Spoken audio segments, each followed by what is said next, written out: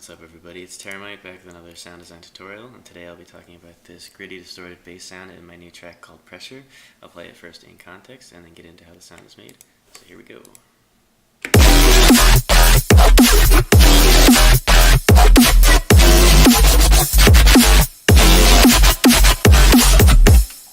the sound is this one. Okay, and it's a Serum patch. And as you can see, I've used the evil long Reese wavetable, which is under digital here. And then, so I edited this wavetable a little bit. I just came in here and did multis squarify to make it sound a little more squarey. I just kind of like the way that sounds on basses.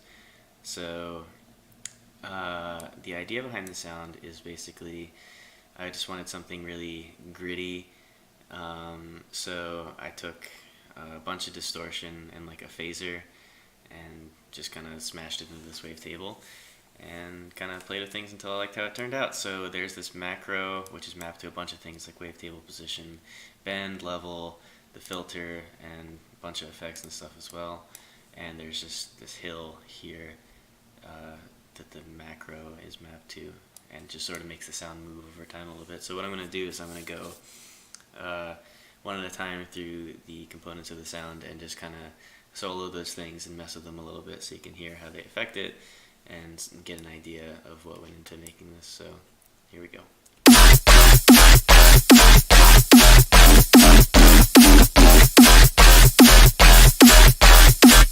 So as you can hear, the phaser had like a pretty big effect on the sound. When I'm using the phaser filter, which by the way is under flanges here, phase 48 plus, I like to put it kind of here around like 100 hertz. I don't know, I like the way it sounds. And then the pan and resonance, I just kind of put the macro to it so it moved a little bit over time. Let me move it around a little bit.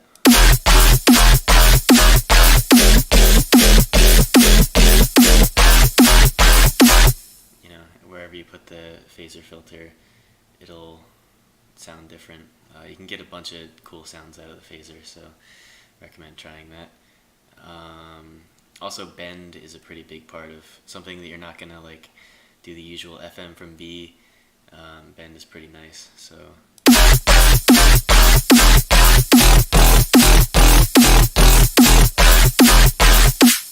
Kind of moves over the course of the sound, you know. Same with the wavetable position.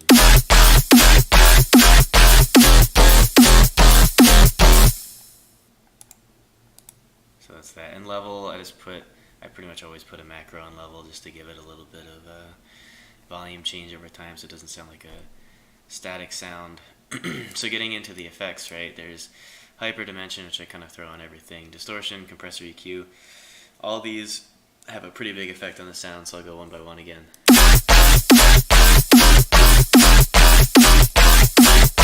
This one actually kind of surprised me when I was checking out this patch at the end. Usually this just kind of makes things sound a little bit bigger, but it seems like it changed the timbre of the sound a little bit. I also generally throw this on everything, and also modulating the detune here over the course of the sound is a pretty cool trick to give it a little bit more movement as well.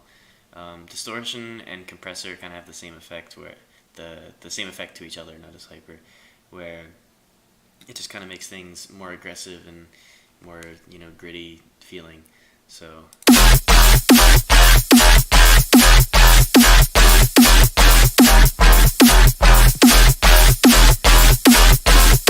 So that's those.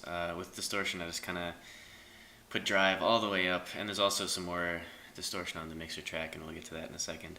The EQ as well, I have this,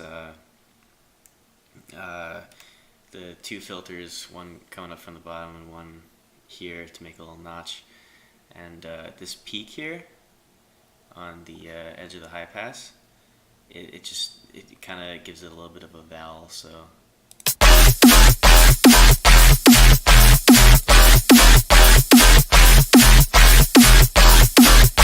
Again, that's another trick that works with a lot of different sounds. It gives it a little bit more movement. So we can go into the mixer track now. I had a vocoder on here, but I didn't really like the way it sounded in the end. So we've got this fab filter here, which is, you know, just high pass, and then this I just kind of wanted to boost this a little bit going into the distortion. Just kind of like the way that sounded. But Wave Shaper, I destroyed the sound again with some more distortion. So this is like pretty steep, and then pretty steep coming down as well. So it's really gonna mess up the waveform. So let's.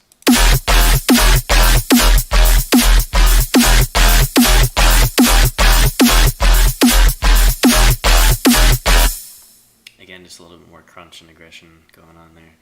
Flanger, I also like to put this on a lot of different sounds. You know, mess with like feedback and delay and things like that.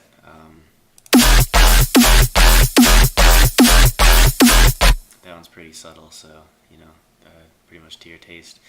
The reverb is just to throw some reverb somewhere later in the song. You can automate this up and down to make it more reverby. You know, it's nice if there's like a space and you want to fill it with a little bit of reverb. And then saturation knob for even more distortion. What? Oh, there we go. Okay.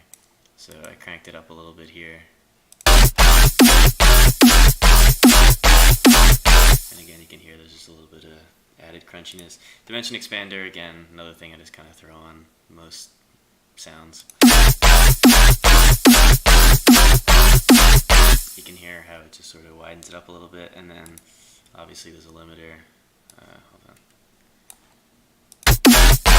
Just kind of crushing this a little bit. So that's pretty much the sound. It's just you know, squarified, distorted phaser bass. I hope you liked the tutorial. Thanks for watching. See you next time.